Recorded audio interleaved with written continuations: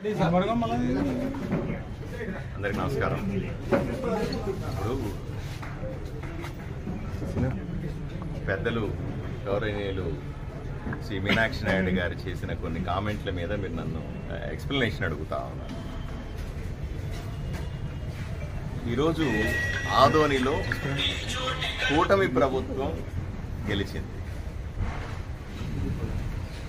నా తెలుగుదేశం, నా జనసేన, నా భారతీయ జనతా పార్టీ నాయకులందరూ కలిసి ఏకతాటి మీదకు వచ్చి కార్యకర్తలందరూ కూడా అందరూ కలిసి పనిచేస్తేనే వైఎస్ఆర్సీపీ పార్టీ మీద మేము బ్రహ్మాండమైనటువంటి మెజారిటీతో గెలిచినాం. దాంట్లో ఏం అనుమానం లేదు. అది ఎప్పటికీ కూడా మేము దాన్ని కంటిన్యూ చేస్తాం. ఈ విజయం కొనసాగుతుంది. రెండో విషయం, అబద్ధాలు చెప్పినారని ఆయన చెప్తా ఉన్నాడట. అబద్ధాలు చెప్పాల్సిన అవసరం నాకేముంటుంది? ఏదైతే ఆన్ రికార్డు ఉంటుందో దాన్నే మాట్లాడతాను. ఆన్ రికార్డుగా ఆయనకు కూడా నేను కలిసి ఎక్స్ప్లెయిన్ చేస్తాను, ఏది నిజం ఏది కాదు అని ఎక్స్ప్లెయిన్ చేస్తాను. అంతే తప్ప ఆయన్ని మనం అబద్ధాలు చెప్పాల్సిన అవసరం నాకెందుకు ఉంటుంది? నేను ఎమ్మెల్యేని, నేను మాట్లాడే ప్రతి ఒక్క మాట కూడా రికార్డ్ అవుతుంది. సో ఆన్ రికార్డే మాట్లాడతాను. ఆఫ్ ది రికార్డ్ ఒకటి మాట్లాడడం అట్లాంటివి ఏముండదు. సార్, అసెంబ్లీ 0 అవర్లో 80 కోట్లని ఎస్ఎస్ ట్యాంక్ పై 80 కోట్లని చెప్పారని, ఇక్కడ 39 కోట్లని చెప్పారని చెప్పేసి ఆయన వర్షం.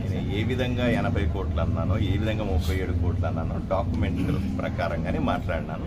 దాన్ని నేను ఆయనకు కూడా ఎక్స్ప్లెయిన్ చేస్తాను. బహుశా ఏదైనా కన్ఫ్యూజన్ ఉంటుందేమో ఆయనకి నేను మాట్లాడిన దాని మీద. ఏదైనా క్లారిఫికేషన్ ఉంటే నన్ను అడిగి ఉండొచ్చు. నేను ఎక్స్ప్లెయిన్ చేయాల్సిన బాధ్యత కూడా నాకు ఉంటుంది. తప్పనిసరిగా ఆయన్ని కలిసి ఏ ప్రకారంగా మాట్లాడినారని ఎక్స్ప్లెయిన్ చేస్తాను. ఇబ్బంది లేకుండా చూసుకుంటాం. సార్, గెలిచాక ఒంటెద్దు పోగొడుతో మీరు వ్యవహరిస్తున్నారని, తెదేపా కార్యకర్తల బాగోగులు అసలు పట్టించుకోవడం లేదని చెప్పేసి ఆయన వ్యాఖ్యానించారు. సార్, మరి దీనికి సమాధానం ఏంటి? ఒకటి, ఇప్పుడు ఒంటెద్దు పోకడలు అన్నవి లేవు, సమస్య లేదు. రెండవది, తెలుగుదేశం పార్టీ కార్యకర్తలని కాపాడుకోవడం నా బాధ్యత. నా తెలుగుదేశం పార్టీ మా కూటమికి సంబంధించినటువంటి ప్రతి ఒక్క కార్యకర్తని చక్కగా చూసుకోవడం అనేది నా బాధ్యత. ఒంటెద్దు పోకడలని ఏమి, ఇప్పుడు పెద్ద ఆయనకు నాకున్నటువంటి ఒకే ఒక డిఫరెన్స్ మీరు అర్థం చేసుకోవాలి. ఇప్పుడు ఇంతకుముందు కూడా కూటమికి సంబంధించిన మీటింగ్ పెట్టినప్పుడు మీరంతా వచ్చినప్పుడు మేమంతా కలిసి కొన్ని ఏదైతే ప్రభుత్వం దగ్గర నుంచి రావాల్సిన లబ్ధి ఉందో దాన్ని ఏ విధంగా మనం కార్యకర్తలకు అందించాలా అనే విషయాన్ని చర్చించినాం. ఆ ప్రకారంగానే చేస్తున్నాం. ఇప్పుడు విడుదల చేసిన లిస్టులు ఒకసారి క్రాస్ చెక్ చేసుకోండి. ఒకటే డిఫరెన్స్ ఆయనకు నాకు అంటే, ఆయన ఇప్పుడు మీ అందరికీ తెలుసు, తెలుగుదేశం పార్టీలో 5 వర్గాలు ఉన్నాయి. జనసేనలు, బీజేపీలో అటువంటి వర్గాలు ఏమీ లేవు. తెలుగుదేశం పార్టీలో 5 వర్గాలు కూడా 5 వర్గాలకు సంబంధించిన కార్యకర్తలందరూ కూడా నాకు రాత్రి పగలు పనిచేశారు, కష్టపడి నన్ను గెలిపించినారు. అందరినీ గౌరవించుకోవడం నా బాధ్యత కాదా? నేనంటాను, అందరూ నాకు కావాలి, అందరూ కార్యకర్తలకు చేయాలి, అందరూ ఎవరైతే నాయకులు ఉన్నారో అందరికీ తగిన గౌరవం రావాలా అంటా నేను. ఆయన లేదు అవన్నీ పట్టించుకోకూడదు, ఆ నియోజకవర్గంలో ఈ నియోజకవర్గంలో అలా జరగట్లేదు, నేను చెప్పిందే నడవాలా అంటాడు. ఒంటెద్దు పోకడ ఎవడది? ఆయనదే నాదే? ఆయనది ఒంటెద్దు పోకడ. ఆయన మిగతా తెలుగుదేశం పార్టీలో ఉన్న నాయకుల్ని కార్యకర్తల్ని వాళ్ళని కలుపుకొని పోవాల్సింది పోయి ఆయన విభేదిస్తూ నేనే అంటే అది ఎలా అవుతుందండి కదా? నాకందరూ కావాలా. నాకు తెలుగుదేశం పార్టీలో ఉన్నటువంటి అన్ని వర్గాలు కావాలి, అందరూ లీడర్లు కావాలి, జనసేన లీడర్స్ కావాలి, బీజేపీ కూడా కావాలి. అందరి పట్ల నేను గెలిచాను. అందరూ సహకరిస్తే, అందరూ నాకు సాయం చేస్తే గెలిచాను. మరి నేనెందుకు ఒక వర్గం వైపున వెళ్తాను? వర్గాలు కడుతుంది ఆయన, కానీ నేను కాదు కదా. ఒంటెద్దు పోకడ ఆయనది కదా, నాది కాదు కదా. నాది ఏ విధంగా ఉండదు కూడా చెప్పాలి కదా. మరి అంటే గతంలో మీరు చెప్పినారు కదా సార్, ఎలక్షన్ లో గెలిచిన తర్వాత నేను 10%, మీరు 90%, ఆ దాంట్లో అన్ని రాజకీయాలు మీ ఇంటి నుండే నడుస్తాయని చెప్పినారు. ఇప్పుడు అది జరుగుతుంది అంటున్నారా మీ మాట ప్రకారమే?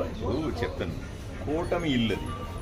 ఆయన ఇల్లు సొంత ఇల్లు కాదు. ఇంకో నా ఉద్దేశం కూటమి ఇల్లు. కూటమి అంటే ఆయనతో పాటుగా మిగతా తెలుగుదేశం పార్టీలో ఉన్న నాయకులు, మిగతా జనసేన, భారతీయ జనతా పార్టీ నాయకులు. ఇప్పటికీ చెప్తాను, ఎప్పటికీ చెబుతాను, నేను కూటమిని రిప్రజెంట్ చేస్తున్నటువంటి ఎమ్మెల్యేని. ఇప్పటికీ నేను 10% మాత్రమే నేను నా గురించి ఆలోచన చేస్తాను. 90% నా కోసం కష్టపడినటువంటి నా తెలుగుదేశం, నా జనసేన, నా భారతీయ జనతా పార్టీ కార్యకర్తల గురించి మాత్రమే ఆలోచన చేస్తాను. రెండో ఆలోచన లేదు.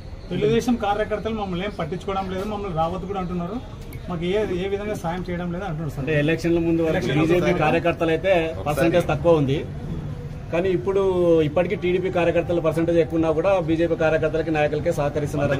ఇప్పుడు ఉన్న వాళ్ళలో తెలుగుదేశం పార్టీ కార్యకర్తల సంఖ్య ఎక్కువ. అందువల్లే నేను మళ్ళీ చెప్తాను, మేము ఏదైతే లబ్ధి పొంది ఆ లిస్టులు ఇస్తాను, ఒకసారి చూడండి. మీరు మీ ప్రభుత్వం దగ్గర నుంచి ఏదైనా లబ్ధి రావాల్సిన ఈ 2 నెలల్లో జరగాల్సిన, నేను ప్రజలకు కూడా సమాధానం చెప్పాలి, ప్రజలకు కాదు కార్యకర్తలకు కూడా సమాధానం చెప్పాలి.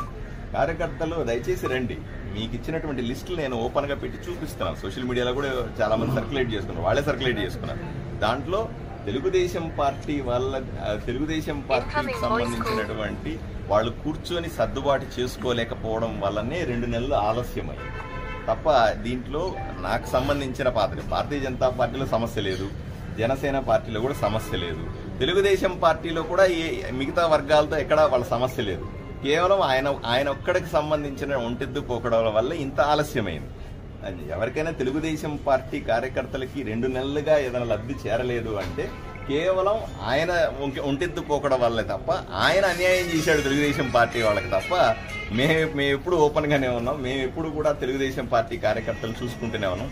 అంతెందుకు నేను ఎమ్మెల్యే అయిన తర్వాత సంతకాలు పెట్టిన పేపర్లలో 70% సంతకాలు తెలుగుదేశం పార్టీ కార్యకర్తలు తీసుకొచ్చిన అర్జీల మీదనే పెట్టినాను. ఇది ఆన్ రికార్డు, నేను దీన్ని మర్చేది లేదు, దీన్ని అబద్ధాలు చెప్పాల్సిన కూడా ఏమీ లేదు.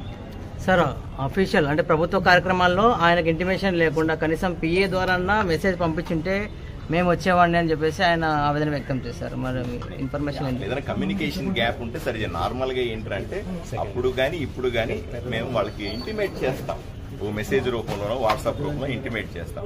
ఆయన ఇంకా బాగా ఇంటిమేట్ చేయాలనే కోరిక ఉంటే తప్పనిసరిగా ఈ రోజు రేపటి నుంచే ఒక సపరేట్ గా పిఏని పెట్టి ఆయనకి కానీ మిగతా లీడర్లకు కూడా ఇంటిమేట్ చేస్తాయి. ఎవరు నాకు ఆ కంప్లైంట్ ఇప్పటిదాకా చెప్పలేదు, ఇప్పుడు ఆయన చెబుతున్నాడు ఆయన కోసం